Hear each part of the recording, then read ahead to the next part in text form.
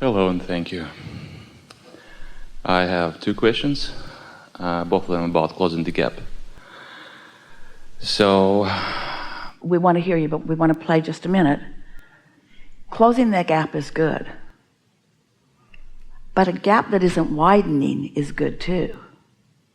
So, kind of getting up to speed and then moving in the direction, that's not a bad way to live. See what we're getting at?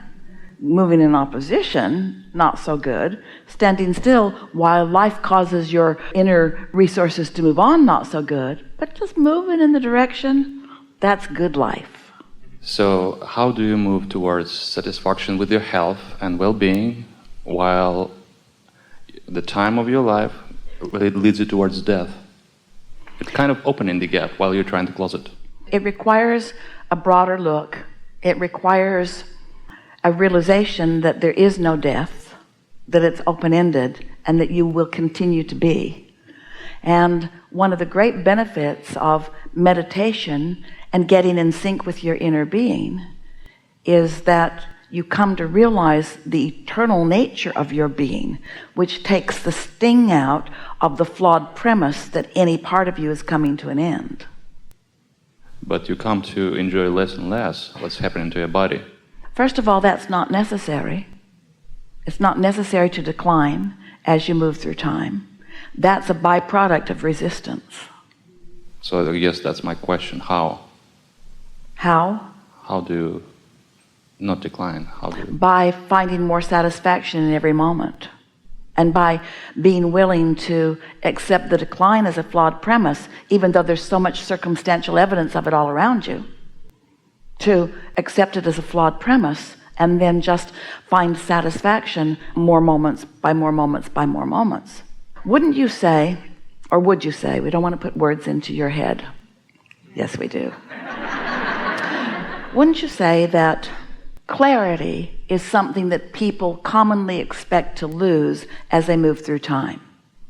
There's a television commercial that comes on that shows your brain and says that your brain stops losing its connectivity as you move through time. And Esther always says, your brain. Your brain. But my brain, I can stand over there and I can connect with connectivity. I can become more. And it doesn't matter, Esther gets older every day, you know it? And her ability to receive Abraham just gets better and better and better and better and better and better and better. And so in that way, she's defying the common logic that your brain functions are supposed to diminish. No, you can come to accept that relative to anything. Satisfaction is a state of mind, not a state of condition. And once you discover that, there was a man in the hot seat a few weeks ago who had invented a barbecue contraption. And he explained it and he was very excited about it, but he was also worried about it. And we'd just begun really talking about satisfaction and not satisfaction. We've been talking about it forever, but in those specific terms. And so he was having a hard time following us because he was really worried about this thing taking off. And had invested quite a bit of time and money in it, and he wanted us to give him the magic formula. And we were talking to him, much as you've heard here today already, and he still couldn't quite hear it. And so we asked the audience, would being satisfied serve this person? And the entire audience said yes. And then we said, and does he have to be satisfied about the barbecue contraption? And the entire audience said no. He just has to find something to be satisfied about, and then everything else takes care of itself. So what happens with objective logical humans is that you've come and sort of discovered yourselves to be problem solvers. Well, we don't want to call you problem solvers, we want to call you solution seekers. But if you decide you're a problem solver, then you're looking for problems and you're focused upon problems, and it slows you way down. That's what causes the gap not to close as fast as you'd like it to be closing. Something more? Yes, people.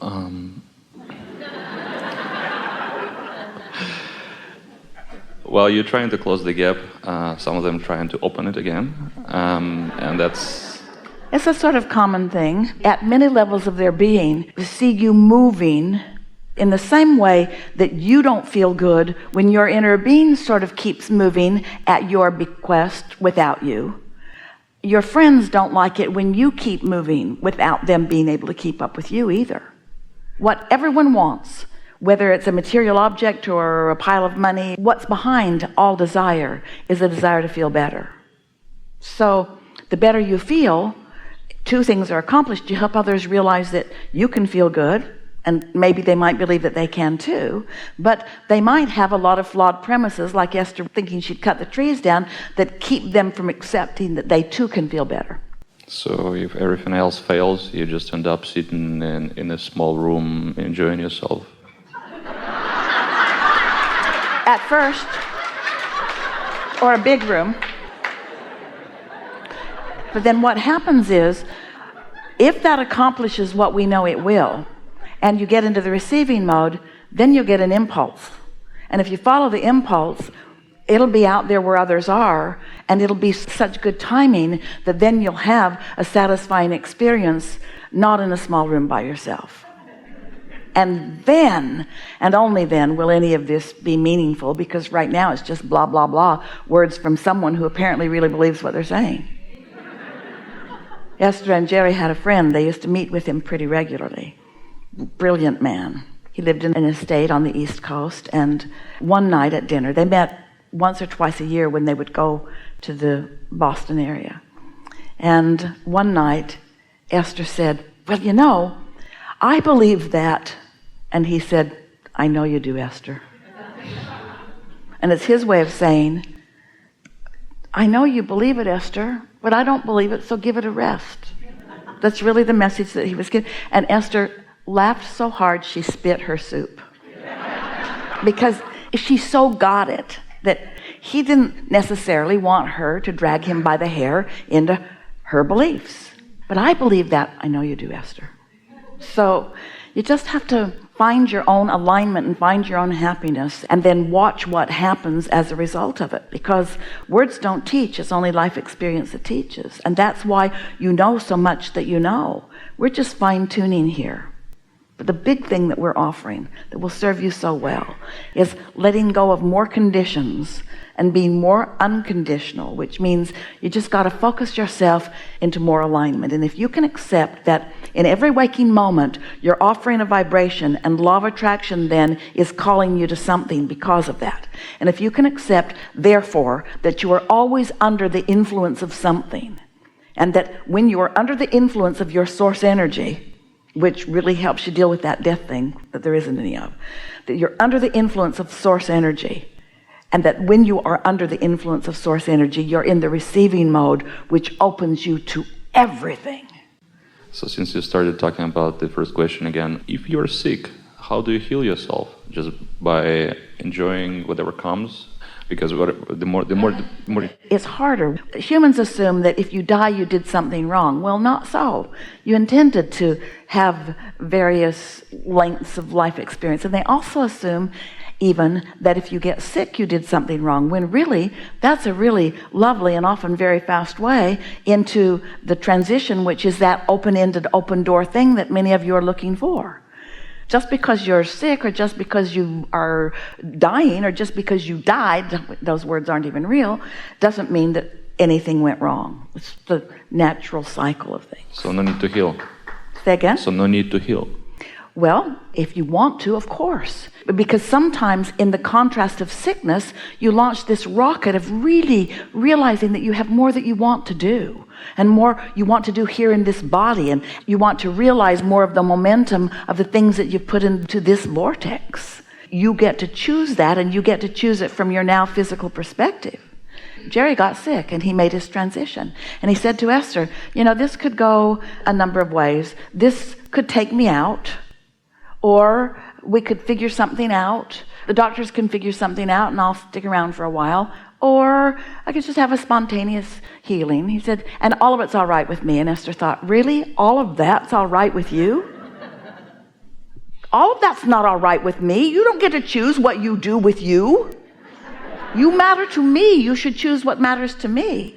But Esther doesn't get to choose about his reunited with his inner being. She couldn't see down the road. She didn't know the benefit that his not being dead while not being in his body. She couldn't even begin to guess what the advantage of that would be to her. She had a very short-sighted point of view about that, more beliefs that she just couldn't quite get past until she lived it and then got way past it, you see. So, yes, you get to make those choices. And when you do, your inner being will back you up in all of them. You just can't make choices for somebody else or even understand the choices that they are making. So in other words, constantly choosing to continue living, constantly choosing to be healthy, constantly visualizing yourself as a healthy being, is that what you're saying? Yes, it is, but do it in an easier way. Because sometimes you can't think about the barbecue contraption without going into dissatisfaction. So sometimes you have to change the subject into something that is satisfying. And when you get the hang of that, when you are satisfied, we've been saying for a while that the optimum joyful experience is satisfied where I am and eager for more. Well, sometimes you might reach the place where the eager for more means something really different. But there's plenty in your vortex for eager for more too. You see what we're getting at? Jerry had sort of come to the place where he figured he had lived it and he knew it, and he wasn't finding so much eager for moreness. Now that hurt Esther's feelings because she thought she was way worth sticking around for. But eager for more to him meant, because he had been saying, I don't really understand the non-physical, which also hurt Esther's feelings because she thought, that's my job to explain that. But his eager for more, Esther reaching into a place she'd never reached for before, for more connection with more words, for more understanding, for more people. And Esther thought at first that she was only losing with that bargain that he was making with whoever he was making that bargain with. Now she realizes it was win, win, win, win, win, win, win, win, win.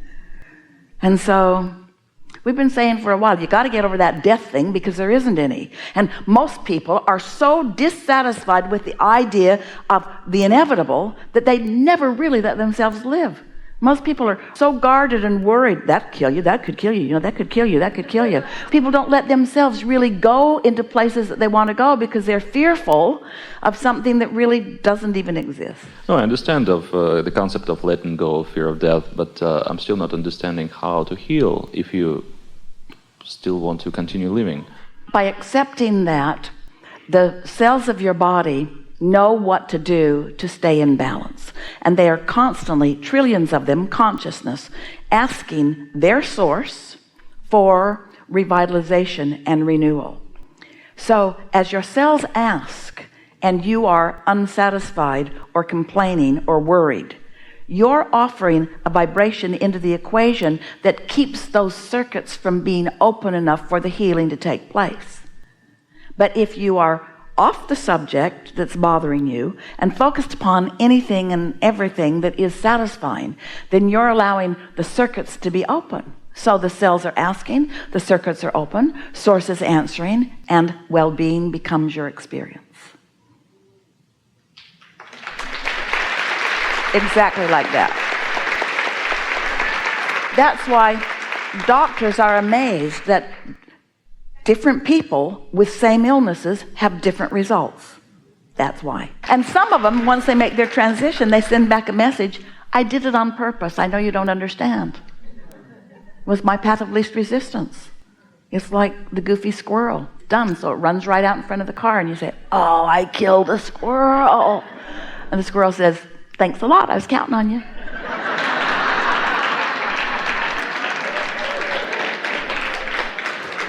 Enough?